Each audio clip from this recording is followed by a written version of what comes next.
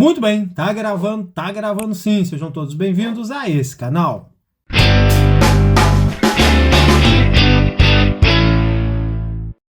Hoje nós vamos iniciar uma playlist nova e uma nova cara nesse canal, né? A partir de agora vocês vão ver o meu rosto aí na tela de vocês.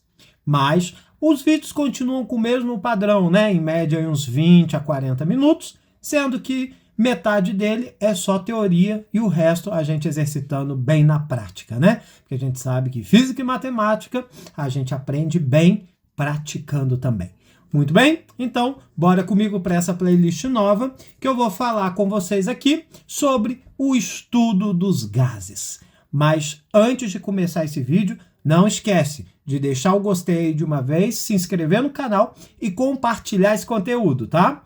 E bora comigo falar sobre o estudo dos gases. Bom, a primeira coisa que a gente precisa é diferenciar, né, vapor de gás. Olha o que eu trouxe escrito aqui para vocês, ó. Vapor, substâncias que se encontram no estado sólido ou líquido em temperatura e pressão ambiente. Gás, substância que se encontram no estado gasoso em temperatura e pressão ambiente. Ou seja, aquele fluido, aquela substância que vai me gerar um vapor, eu consigo encontrar ela no estado sólido e líquido em temperatura ambiente e condições de pressão também ambiente. Exemplo, a água, né? Já o gás eu só consigo ter em condições naturais, ou seja, temperatura e pressão ambiente, eu só consigo ter no estado gasoso, tá? E esse gás, ele vai se classificar de duas formas. Ou ele pode ser um gás ideal, ou ele pode ser um gás real. Mas qual que é bem a diferença entre eles? Olha só, se eu tivesse um gás real, né, eu teria muitos problemas para calcular as condições daquele gás, né? Para calcular as condições de temperatura, as condições de volume, as condições de pressão e várias outras coisas, né? Então, todos os que contribuíram para o estudo dos gases, que foram vários cientistas, né? Eles estipularam um gás, entre aspas, fictício, um gás ideal, que não ia me trazer problemas para poder determinar as suas condições, matematizando isso de uma forma bem simples e objetiva, que seria muito diferente se eu utilizasse um gás real, né? Ah, mas então eu vou estar calculando só coisas mentirosas? Não, não é isso que eu quis dizer, né? Você usa um modelo ideal para poder compreender o modelo real. Então vamos ver o que vem a ser esse gás ideal, porque para ele ser ideal, vai ser necessário ele seguir alguns pontos e algumas regras importantes. Olha só primeiro o que eu trouxe para vocês escrito sobre o gás ideal. Olha só aí. Sob determinadas condições, a equação de estado de um gás pode ser bastante simples. Nós vamos ver essa equação no próximo vídeo. Um gás que apresenta essas condições é chamado de gás ideal ou gás perfeito. Mas quais são essas condições que vai fazer esse gás ser perfeito para o nosso estudo? Olha só. Ele tem que obedecer todas essas aqui, ó. As moléculas não interagem entre si, porque as moléculas estão muito distantes uma das outras e não vai haver interação entre elas, beleza? As colisões são elásticas, de curtíssima duração, né? Então, não pode nem ser parcialmente e também não vai poder ser inelástica, né? Ela tem que ser perfeitamente elástica, porque senão vai gerar perda de energia, não vai ser um sistema conservativo, então vai ter vários problemas. Então, para o gás ideal, as colisões têm que ser elásticas e de curta duração. O volume de cada molécula ser desprezível em relação ao volume do recipiente que contém. Porque como é um gás, ele tem que estar contido dentro de um recipiente. Porque eu vou colocar aquela porção de gás, ele vai se expandir ali, ele vai tomar conta de todo aquele volume do recipiente, né? Ele vai pegar a forma que aquele recipiente tem, tá? Então essa também é uma condição para o gás ser ideal. E a última condição, o movimento das moléculas é permanentemente constante, né? É direto, ela vai ser sempre permanente e constante. Não vai parar a movimentação das moléculas. E o gás real? Como viria a ser o gás real?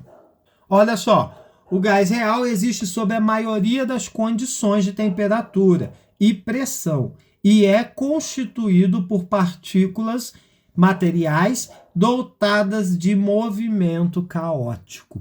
Mas aí vem o questionamento, né? Quando um gás real, ele pode se assemelhar a um gás ideal. Óbvio que vai ter uma condição que eles vão se assemelhar, que é a partir dessa condição que foi possível fazer essa modificação, né? Essa criação desse gás ideal para que fique fácil os cálculos dos estados do gás, que nós vamos ver agora quais são esses estados, né? E quais condições é essa? É quando eu tenho uma alta temperatura, ou seja, um grande grau de agitação molecular, e uma baixa pressão, ou seja, eu tenho uma grande agitação molecular e eu tenho pouca pressão sendo exercida sobre aquelas moléculas. Então, nesse caso, o gás real ele vai se assemelhar bastante ao gás ideal. O estado de um gás, como eu estou dizendo aí, corresponde ao conjunto de diversas variáveis macroscópicas. Não consigo ver essas variáveis, mas eu sei que elas estão ali, né? Que se relacionam entre si, ou seja, há uma relação entre a pressão, o volume e a temperatura. Relações diretas e inversamente diretas, né? E isso a gente vai ver no próximo vídeo também. Esse primeiro vídeo é até bem curtinho, bem pequeno, é para vocês verem a cara nova também, né? Que o canal vai estar assumindo. E também para vocês poderem entender bem esses conceitos iniciais, esses detalhezinhos sobre as características de um gás, entender que o que eu estou estudando é um gás e não um vapor. Então, super importante, tá? Eu trouxe aqui 3 exemplozinhos para a gente encerrar esse primeiro vídeo com chave de ouro. Então, bora comigo ver esses exemplos. Olha só, o que é um gás? Gás é um fluido que não possui as propriedades de compressibilidade e expansibilidade. Mentira, os gases, eles possuem sim, ele é um fluido, né? E ele possui as propriedades de compressibilidade e expansibilidade. Gás é um líquido, de jeito nenhum, gás é um fluido, né? Gás é um fluido que apresenta somente propriedade de expansibilidade? Não, ele apresenta expansibilidade e compressibilidade, tá? Ele consegue se expandir e ele consegue comprimir. Ele tem essas duas propriedades. Gás é um fluido que sofre a ação da gravidade e não possui propriedade de compressibilidade, ele possui propriedade de compressibilidade sim. Um gás ideal, a gente ignora a ação da gravidade nele, né? Mas o gás, de maneira geral, existe sim, né? A ação da gravidade, tá? Então, nos sobrou apenas a letra E. Né? Gás é um fluido que possui propriedade de compressibilidade e expansibilidade, sim, e tende a ocupar todo o espaço contido, né? O gás, o fluido, ele tem a tendência de ocupar todo aquele espaço que ele foi armazenado, né? Tomando a forma, o volume daquele espaço. Beleza? Então, a alternativa, letra E. Muito bem, vamos para o próximo exemplo? Olha só. As grandezas que definem completamente o estado de um gás são Somente pressão e temperatura? Não. Pressão, temperatura e volume. Apenas volume e temperatura? Sumiu a pressão do meio da história, né? Massa e volume? Massa não. E volume? Tá faltando o resto. Temperatura, pressão e volume? Exatamente. Resposta certa, letra D. Muito bem, D de dado. Perfeito. Vamos então agora para o nosso último exemplo para a gente encerrar com chave de ouro esse nosso vídeo. Vamos lá? O comportamento de um gás real aproxima-se do comportamento de um gás ideal quando submetido a... Lembra que eu falei isso, né? Baixas temperaturas? Não, baixa temperatura vou ter baixa movimentação molecular, não. Altas temperaturas? Sim. Altas pressões? Não, porque vai forçar muito as moléculas do gás, né, a pressão. Então, não. Baixas temperaturas, não. Altas temperaturas e baixa pressão, exatamente. Também a alternativa D é a correta. Por enquanto é só. Se você está gostando desse conteúdo, deixa o gostei, se inscreve no canal, ativa as notificações, assista esses vídeos que vão aparecer por aqui e compartilhe o nosso conteúdo por aí. Forte abraço e até a próxima. Fui!